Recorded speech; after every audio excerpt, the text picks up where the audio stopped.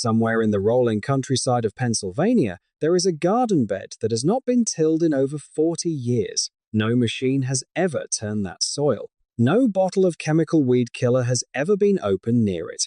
And yet, the earth there is so dark and soft, it looks like a slice of fresh chocolate cake. The weeds are almost nowhere to be found. Now picture the opposite. Every single spring, millions of backyard gardeners across America wake up to the same disappointment. The crabgrass has returned. The dandelions have come back stronger than before. Despite all the spraying, all the pulling, all the money spent at the garden center, the weeds never truly go away. How many beautiful Saturday mornings have been lost to that same exhausting routine, bending and kneeling under the sun, fighting a battle that never seems to end? The global weed killer market now exceeds $34 billion a year, and it keeps growing. That is not a coincidence. That is a business built not on solving the problem permanently, but on managing it just enough to keep people coming back for more, season after season. But quietly, in small towns and farming communities, thousands of gardeners have stepped off that treadmill entirely. They grow abundant food year after year without spending a single dollar on commercial weed killers. Their approach is not complicated. It is not expensive. It is a simple system that works with nature instead of fighting against it, and the science now backing it up comes from some of the most respected universities in the country. Here is exactly how it works, and how anyone with a backyard can start using it this season. Every spring, the same ritual plays out in backyards all across America. The rototiller comes out of the shed, the engine roars to life, and the soil gets churned until it looks dark and fluffy and perfectly clean. The gardener stands back, wipes the sweat away, and admires that beautiful empty bed. It looks like the perfect fresh start, but here is the truth that almost nobody talks about. That freshly tilled bed is actually the single biggest reason the weeds keep winning, and it is a mistake that even people who have been gardening for 30 or 40 years make without ever questioning it. Research from Michigan State University revealed something remarkable hiding beneath every garden in the country. Agricultural soils contain anywhere from 56 to nearly 15000 viable weed seeds in just a single square foot.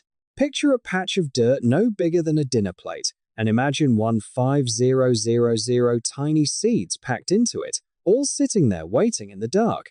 Scientists call this underground reservoir the weed seed bank, and these seeds are incredibly patient. A single common weed plant can produce over 72000 seeds in one season, and many of those seeds can survive underground for 10 or even 20 years without losing the ability to sprout. All they need is a bit of moisture and one brief flash of sunlight. Every time a tiller blade cuts through the ground, it reaches into that dark underground vault, scoops those seeds up to the surface, and hands them exactly what they have been waiting for. The gardener thinks they are preparing a clean bed, but they are actually planting the next wave of weeds with their own hands. But the damage goes far deeper than just weed seeds. Beneath healthy soil, there is an entire living network of bacteria, fungi, and microscopic organisms that work together like an underground city. The most important members of that community are tiny fungal threads called mycorrhizal fungi. These microscopic networks attach directly to plant roots and help them reach water and minerals from deep underground, far deeper than roots could ever reach on their own. Think of them as the plumbing system of the soil. When a tiller rips through that underground city, it tears up every pipe and every connection. Research from Colorado State University found that deep and frequent tilling can reduce earthworm populations by as much as 90%. Meanwhile, studies from the United States Department of Agriculture confirmed that gardens managed without tilling support earthworm populations 2 to 3 times larger than conventionally tilled gardens.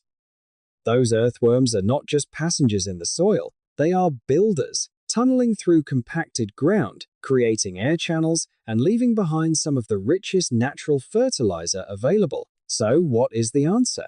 It is simpler than most people expect. Just stop tilling. Let the buried weed seeds stay in the dark where they cannot sprout. Let the fungal networks rebuild and reconnect. Let the earthworms come back and do the heavy lifting for free. That one decision, retiring the tiller permanently, is where everything begins to change.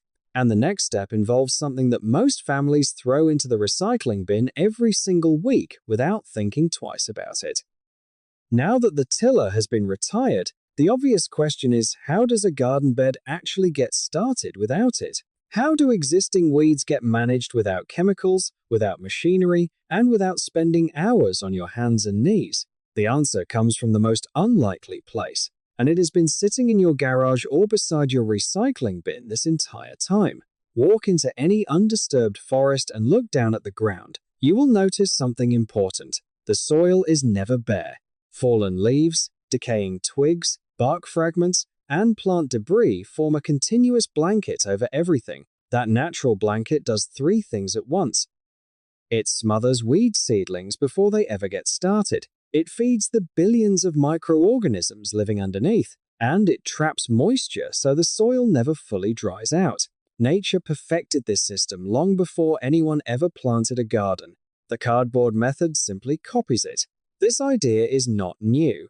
Back in 1944, a woman named Ruth Stout was living on a small farm in Connecticut. One spring, the neighbor she hired to plow her fields was late again. Frustrated, she looked at her asparagus pushing up through the ground all on its own and had a moment of realization. If asparagus grows beautifully without anyone plowing the soil, why bother plowing at all? That simple question changed everything. She stopped tilling permanently and began covering her entire garden with thick layers of organic material. She grew her own vegetables well into her 90 seconds with almost no effort, and her approach became the foundation of what gardeners now call sheet mulching. The cardboard method is the modern version of her wisdom. Here is how it works, step by step. First, there is no need to break your back pulling out existing weeds or ripping up grass. Simply mow or cut the vegetation as low to the ground as possible. Then, water the entire area thoroughly. This wakes up the soil biology underneath and signals to the earthworms that something good is about to happen on the surface. Next, lay down overlapping sheets of plain brown corrugated cardboard. Remove any tape, any stickers, and any glossy printed sections first. A quick note on safety here. In recent years, there has been some discussion about chemicals in cardboard. Research has shown that plain brown shipping boxes are made from wood pulp and simple corn-based starch glue, which are perfectly safe for garden use. Just avoid any cardboard with shiny coatings or colored printing, and you have nothing to worry about. Now here is the detail that separates success from frustration. The edges of each piece must overlap by at least 4 to 6 inches. Weeds are relentless opportunists. If there is even a tiny gap between two sheets where light sneaks through, they will find it and push through within days. As recently as 2026, researchers at Texas A&M University confirmed that this sheet mulching technique is simple, effective, and accessible to anyone regardless of experience. But what makes cardboard truly special, compared to the plastic landscape fabric sold at every garden center, is what happens after it is laid down. Cardboard blocks 100% of sunlight, instantly shutting down the weed seed bank below the surface. At the same time, as it sits in the dark and damp, it becomes an irresistible food source for earthworms. The decaying material draws them up to the surface like a dinner bell. They tunnel through the compacted soil, aerating it for free, and leave behind worm castings, which are widely recognized as one of the most nutrient-rich natural fertilizers available. Studies from the United States Department of Agriculture found that no-till gardens with surface mulch support earthworm populations 2 to 3 times larger than tilled gardens. Over 4 to 6 months, the cardboard biodegrades completely, disappearing into the earth right when it is no longer needed. Plastic fabric, on the other hand, stays forever, slowly suffocating the soil underneath. To complete the system, cover the cardboard with 2 to 4 inches of compost. Then, add a protective top layer of straw, shredded autumn leaves, or wood chips. And here is the part that surprises most people. You do not have to wait months for the cardboard to break down before planting. Transplants can go in the very same day. Just cut a small opening in the cardboard, peel back the edges, set the plant into the soil below, and fold the cardboard snugly back around the stem. The result is striking. Vigorous early growth and almost no weeds from day one. But getting the plant into the ground is only half the story. What happens inside that planting hole makes all the difference, and the next step involves two ingredients that most households already have sitting in the kitchen. There is a frustrating plateau that many dedicated gardeners hit and never quite understand. The watering is consistent, the compost is generous, the plants look decent enough, but they refuse to truly take off. They just sit there stuck in neutral, season after season. The leaves stay pale instead of turning that deep, rich green. The tomatoes are small and scarce. The peppers never quite fill out. Most people assume they need to buy more fertilizer, more products, more of whatever the garden center is selling this year. But often the real problem is completely invisible. The nutrients are physically present in the soil, but they are chemically locked up and inaccessible because the pH is out of balance. Think of it like a pantry full of groceries, with every single cabinet padlocked shut. The food is right there. The plants simply cannot reach it. Traditional growers solved this problem generations ago using two items that cost absolutely nothing. Use coffee grounds and wood ash from a clean fireplace. Together, they create a simple but powerful combination that unlocks the nutrients already sitting in the soil. But here is the critical part that trips up nearly everyone who tries this without understanding the science behind it. Used incorrectly, these two ingredients can actually do more harm than good. Let us start with the coffee grounds. Spent coffee grounds, meaning the grounds left over after brewing your morning cup, are a genuinely useful soil amendment. They provide nitrogen, they attract earthworms, and they stimulate the beneficial microorganisms that keep soil alive and active. However, there is an important distinction that most gardening advice leaves out entirely. Research published in scientific journals has shown that fresh, unused coffee grounds, the kind straight from the bag that have never been brewed, contain high levels of caffeine, tannins, and other compounds that can actually suppress plant growth and block nitrogen availability in the soil. Spent grounds that have already been through the brewing process are far gentler and safer. So the rule is simple. Only use grounds that have already been used to make coffee. Use them in small amounts, about one generous handful per planting hole. And if you have the time, letting them sit in your compost pile for a couple of weeks before use makes them even more effective. Now for the wood ash. Ash from clean, untreated hardwood, never from charcoal briquettes, painted wood, or pressure-treated lumber, is a concentrated source of essential minerals. It contains roughly 25% calcium, 5% potassium, and smaller amounts of magnesium, phosphorus, and trace elements like boron and zinc. These are exactly the minerals that tomatoes, peppers, squash, and most fruiting plants need to build strong cell walls and produce heavy, flavorful harvests. But here is where most well-meaning gardeners make a costly mistake. The natural instinct is to toss a scoop of dry wood ash directly into the planting hole alongside the coffee grounds. That seems logical, but it is actually a recipe for trouble. Wood ash is highly alkaline. When dry ash meets the nitrogen in coffee grounds, a chemical reaction kicks off that converts the precious nitrogen into ammonia gas, which simply escapes into the air before the plant can use any of it. On top of that, the sudden spike in pH can scorch tender young roots. Researchers at the University of Saskatchewan and the University of New Hampshire have both confirmed that wood ash should never be mixed directly with nitrogen, containing amendments for exactly this reason. The traditional workaround is beautifully simple. Instead of using dry ash, turn it into a gentle liquid extract. Just stir 2 tablespoons of clean hardwood ash into about a quart of water and let it sit overnight. By morning, the minerals have dissolved into a cloudy, milky liquid that is still potent but safely diluted.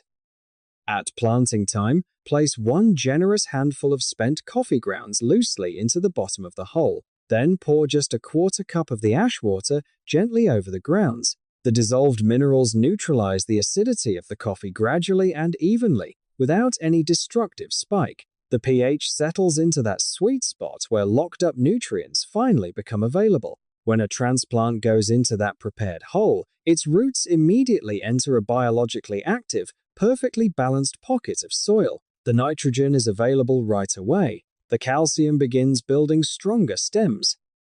Gardeners who use this method consistently notice deeper green foliage and more vigorous growth by the third week, a visible difference compared to plants set in plain, untreated holes just a few feet away. This entire process takes about 5 minutes, costs nothing, and gives every single transplant the strongest possible start. But what about the long months between growing seasons, when the garden sits empty and exposed to the elements? That is when nature offers one more remarkable ally, and it does all the work entirely on its own. Here is a fact that sounds almost too good to be real.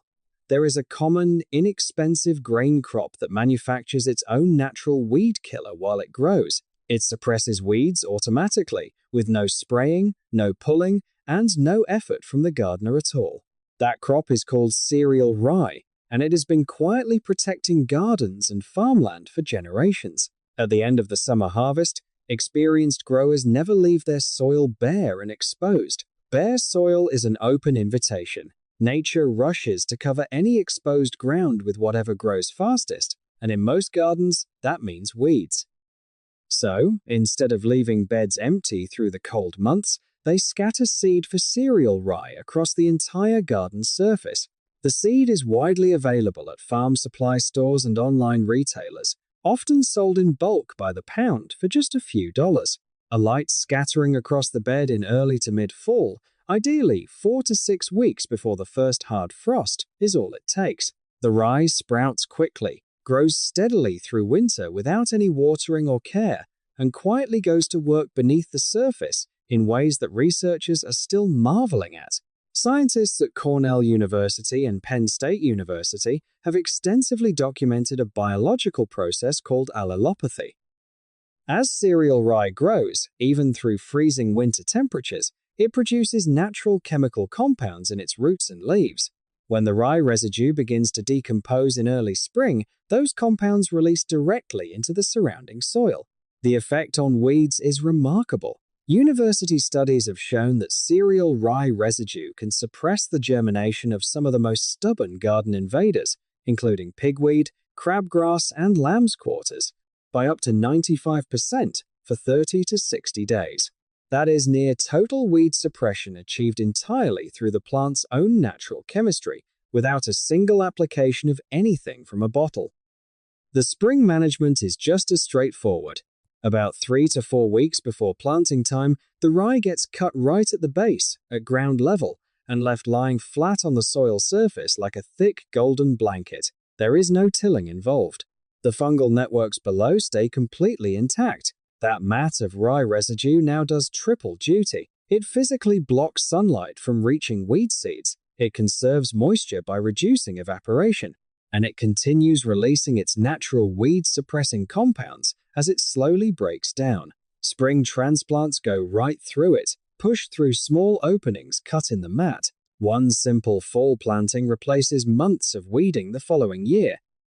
But cereal rye is not the only living ally worth inviting into the garden. For the open spaces between tall crops like tomatoes, corn, and pole beans, there is another remarkable plant that earns its place many times over. White Dutch clover, sown directly between the rows once the main crops are a few inches tall, forms a dense, low-growing carpet that crowds out weeds and leaves no bare soil for opportunists to colonize. But it does far more than just block weeds. Through a natural partnership with bacteria in its root nodules, clover pulls free nitrogen straight from the atmosphere and delivers it directly into the surrounding soil, feeding neighboring crops without a single bag of fertilizer. And its clusters of small white blossoms attract pollinating insects throughout the growing season, dramatically increasing fruit set on nearby tomatoes, squash, and peppers. Perhaps the most fascinating benefit of all happens after dark. Researchers at Cornell University found that common ground beetles, small hard-shelled nocturnal predators that thrive under the shelter of cover crops and straw mulch, emerge at night and consume up to 65% of weed seeds resting on the soil surface. While the gardener sleeps, a quiet army of allies is patrolling the garden rows and eating the next generation of weeds before they ever get a chance to sprout. Between the cereal rye, the living clover carpet, and the nocturnal beetle patrol, even the most vulnerable garden gets a real fighting chance, without chemicals, without endless hand weeding, and without waking up sore the next morning. And when you step back and see all of these pieces working together, something quietly powerful begins to emerge. When the tiller gets retired and the cardboard goes down, when coffee grounds and wood ash water replace store-bought products, when cereal, rye and clover and earthworms and ground beetles are allowed to do the work they were always designed to do, something changes. Gardening stops being a battle. It becomes something closer to a partnership, a quiet conversation between the gardener and the ground, where both sides finally understand each other. Traditional growers understood this for generations. They watched. They listened to the soil instead of fighting it. They covered the ground instead of tearing it apart. They fed the living world beneath their feet instead of poisoning it. And now modern science from respected universities across the country is confirming that wisdom with solid research and hard data. Abandoning the plow, covering the soil, feeding the biology instead of destroying it, these are not shortcuts. These are not compromises. They are simply the way healthy soil was always meant to work. Every technique shared in this video has one thing in common. It works with nature instead of against it. And every single one is free. No special equipment. No expensive products. No annual trips to the chemical aisle at the hardware store. Just a little observation, a little patience, and a willingness to let the soil do what it already knows how to do. It costs nothing. It saves time and energy. And it builds rich, dark, living soil that will keep giving back year after year after year. That is not just a gardening method. That is a quiet legacy, passed down not in dollars, but in the dirt itself. If this changed the way you think about your garden, share it with a friend who might be ready to put down the sprayer and pick up the cardboard. Thank you for spending this time with us today.